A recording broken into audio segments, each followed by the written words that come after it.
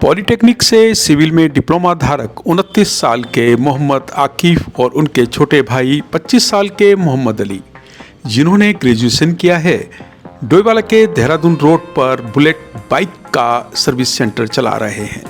आकिफ कहते हैं कोई काम बड़ा या छोटा नहीं होता, जब भी मौका मिलता है भाई के साथ मिलकर बाइक की सर्विस में हाथ बटाता हूँ। मेहनत करने की सीख हमें पिता से मिली है। आइए इन दोनों भाइयों से आपको मिलाते हैं जिन्होंने डोईवाला कोतवाली के पास देहरादून रोड पर सर्विस सेंटर खोला है। डुगडुगी आपका अभिवादन करता है। मैं हूं राजेश पांडे और आज मैं पहुंचा हूं डोईवाला के एबी बुलेट सर्विस सेंटर पर और यहां मैं मुलाकात कर रहा हूं दो भाइयों से। उनमें एक हैं आकिफ और दूसरे भाई हैं जिनको हम प्यार से अली के नाम से पुकारते हैं। आपका पूरा नाम क्या है? मेरा नाम मोहम्मद अली है सर। मोहम्मद अली। दूसरे भाई हैं मोहम्मद अली। इन दोनों भाइयों को मैं लंबे समय से देख रहा हूं कि एक दुकान चलाते हैं और आप सर्विसेज करते हैं बुलेट की।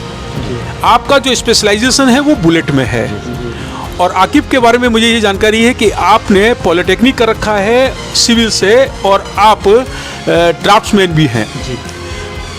पर दोनों भाई मिलकर बड़े मोहब्बत से इस दुकान को चला रहे हैं। इसके बारे में जानना चाहूँगा। मैं अली आपसे जानना चाहूँगा कि कैसे इसकी शुरुआत हुई और कैसे विचार आया कि आपको कि मुझे एक मोटर मैकेनिक के रूप में काम करना है।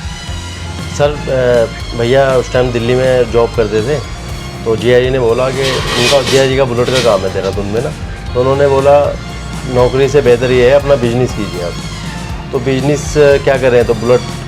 तो उस टाइम उनके दुकान पे जाकर सीखा मैंने, कुछ टाइम सीखा। उस टाइम मेरी ग्रेजुएशन चल रही थी, मैंने ग्रेजुएशन की है। तो उस टाइम जब ग्रेजुएशन के टाइम पे मैंने सीखा तब भैया जॉब छोड़ के आ चुके थे।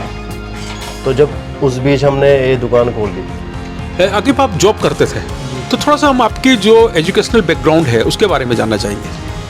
सर मैंने +2 कर रखा है और पॉलिटेक्निक सिविल से की है। उसके बाद मुझे डिफेंस में जाने का शौक़ था, तो उसमें मैंने एक बार आर्मी की दौड़ भी निकाली है। उसमें कुछ 6 महीने कम रह गए मेरी एज में।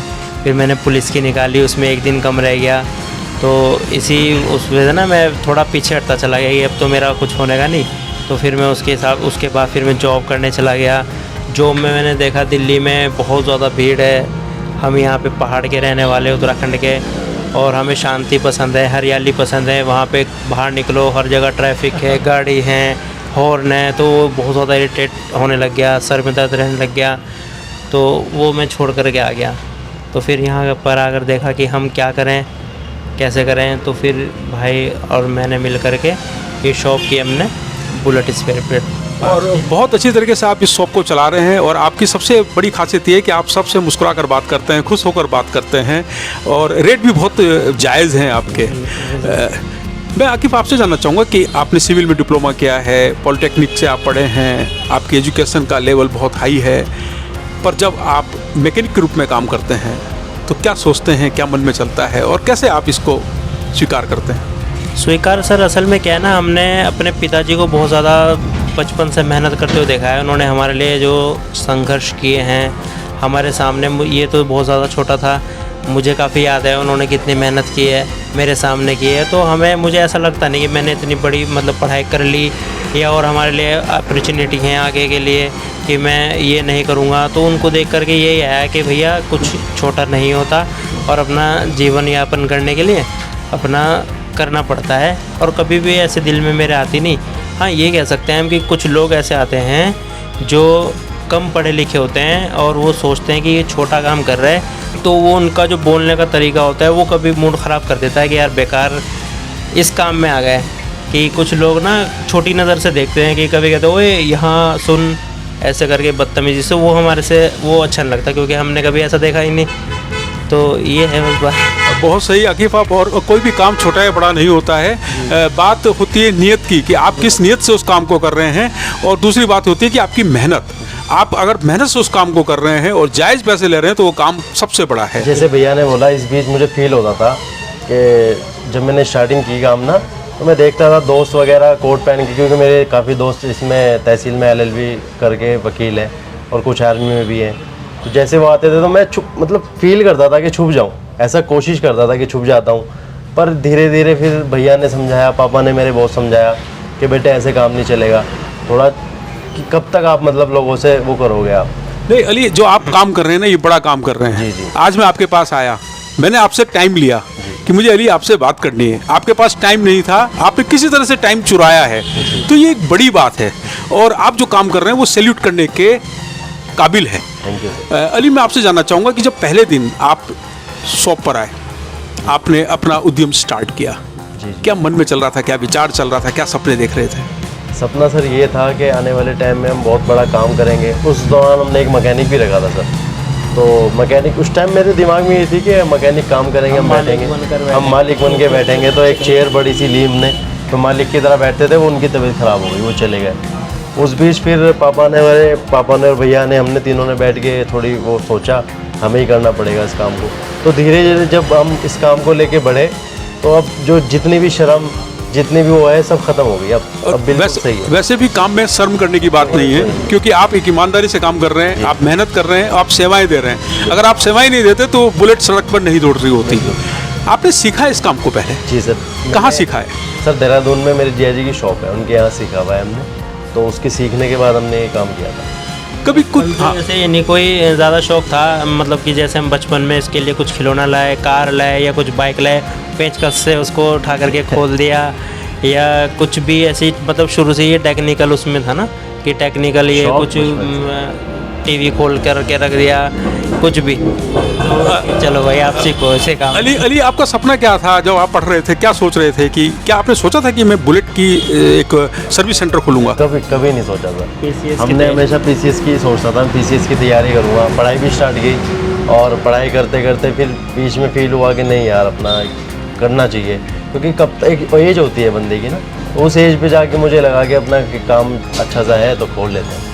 अगर मैं एक अंदाज़ा लगाऊं, एक गणित लगाऊं, तो आप इस मेहनत के बलबूते पर मंथ औसतन कितनी आय हो जाती है?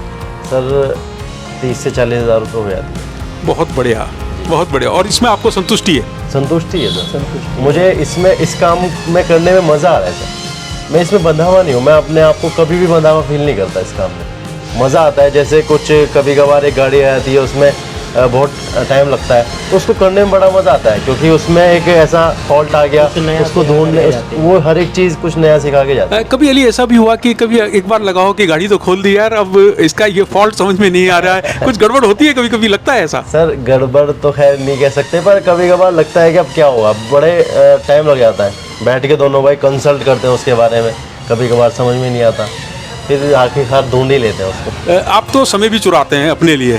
जी। मैंने देखा है कि आपके YouTube पर वीडियो शॉर्ट्स पे ज़्यादा आप काम करते जी, हैं, shorts। और जो उसका पिक्चराइजेशन है वो बहुत सुंदर है। जी जी जी। कैसे सीखा है और कैसे करते हैं इसको? असल में सर शौक़, जैसे आपने कहा, शौक़ हर एक चीज़ का रखना चाहिए। तो शौक़ मुझे स्टार्टिंग में ना वीडियो का भी था, तो मॉडलिंग का भी शौक़ था। हर एक चीज़ कोशिश करते थे हम। तो दोस्तों के साथ मिलके हमने एक YouTube चैनल खोला हुआ है। उसमें सर सिर्फ हम वैसी कोई वो नहीं है, सिर्फ सीख देना की कोशिश करते हैं। हम चाहते हैं कि हमारा यूथ थोड़ा अच्छा बने अपने। जैसे मैं यहाँ पे देखता हूँ, हमारे यहाँ नशे के खिलाफ बहुत होती है, और मतलब बच्चों को ऐसे प्लेस में ना छोड़ो, अपना जागरूक रहो, उसके ऊपर नशे वीडियो के खिलाफ रहो। तो इसलिए बनाते हैं वीडियो कि लोगों को जागरूक करना है। और खाली वक्त पर आप एक काम और करते हैं, आप गज़लें लिखते हैं। जी जी जी। कैसे ये शौक़ आपके भीतर आया? सर बैठे बैठे, जैसे मुझे काफ़ी बड़े बड़े शायरों का सुनना पसंद है, तो उनको धीरे धीरे करते करते मुझे लिखने का शौक़ हुआ, तो एक दो गज़लें लिखी। और सबसे अच्छी बात यह है, जो मेरे पापा हैं ना, मैं उनको सुनाता हूँ। जो भी लिखता हूँ पापा को सुनाता हूँ या भैया को सुनाता हूँ, ये बहुत अच्छे वो देते हैं मुझे। पापा के साथ तो आपका बिल्कुल दोस्ताना व्यवहार bonding है, है। और जब मैं देखता हूँ आपको अपने पापा के साथ, तो लगता है नहीं कि ये पापा हैं, ये दोस्त हैं। ये दोस्त क्योंकि वो भी आप ही जैसे बिल्कुल दिखते हैं, बिल्कुल मेंटेन रखते हैं अपने आप को। तो पापा से आपने बहुत कुछ सीखा है? बहुत कुछ सर। सबसे बड़ी बात ये है, मेहनत करना उन्होंने सिखाया हमें। हमने दोस्ती नहीं बनाई, पापा को ही दोस्त बनाया, वही हमारे दोस्त, उनके हम दोस्त। जो हमें अपनी दिल की बात करनी उनसे करनी, उनको दिल की बात करनी हमसे करनी है। बस ऐसे ही चल रही ज़िंदगी है। और सबसे महत्वपूर्ण बात है कि जो स्किल डेवलपमेंट की बात हमारी सरकार भी करती है, हम सब लोग करते हैं। स्किल से आपने अपने आप को 30 से 40 हज़ार रुपये पर मंथ का एक कुशल व्यक्तित्व के रूप में आपने अपने आप को निखारा है। ये बहुत इंपॉर्टेंट बात है। कोई मैसेज देना चाहेंगे? सर मैं मैसेज देना चाहता हूँ, अपने माँ बाप को परेशान नहीं करना चाहिए। बहुत सारे एक अंकल और एक आंटी आते हैं, तो उन्होंने एक बार, मुझे बड़ा दुख हुआ ये जानकर, उन्होंने बताया कि इसको, लड़के को हमने ब्याज पे पैसे लेके बुलेट दिलाई। मैंने कहा क्यों, मतलब एक क्यों ऐसा, कि इसने बोला हमें मतलब धमकी दी, मैं सुसाइड कर लूँगा। तो ऐसा नहीं करना चाहिए। मैं बच्चों को यही बताना चाहता हूँ कि माँ बाप की परेशानियों को, हर एक चीज़ को समझना चाहिए। उनके पास कुछ चीज़ देने के लिए है तो उसको मांगो, नहीं है तो उसको सेटिस्फेक्शन रहो हर एक चीज़ में। बहुत महत्वपूर्ण जानकारी आप दे रहे हैं और इतनी कम उम्र में आप इतनी एक समझदारी का एक मैसेज दे रहे हैं, ये बहुत महत्व रखता है। आकिब, आपसे जानना चाहेंगे, कोई मैसेज देना चाहेंगे?